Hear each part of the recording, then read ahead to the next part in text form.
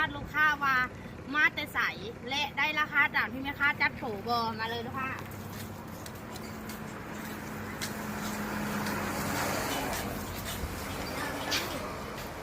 ลูกค้ามาจากไหนเนาะมาจากสวรรค์ลูกค้ามาซื้อเสื้อราคาเท่าไหร่ก็ประมาณเส้นเนาะ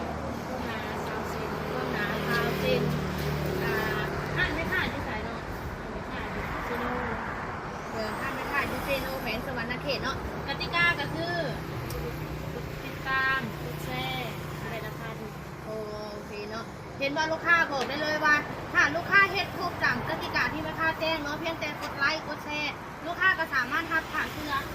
แบบนี้ไปเลยเด้อลูกค้าเด้ออันนี้เขาจะเอิ้นว่าผ่านเสื้ออย่างพลาปดขนาด6 ฟุตเนาะแมตต์80 คูณ 2 เมตรเด้อตัวนี้ความหนา30 เซนราคา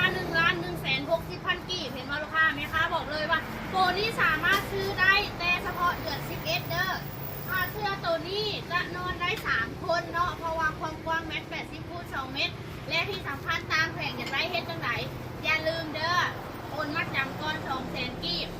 ที่เหลือจ่ายไปทางเลยแล้วก็มีผลตืมน้อยนึงเนาะสำหรับลูกค้าตามแผง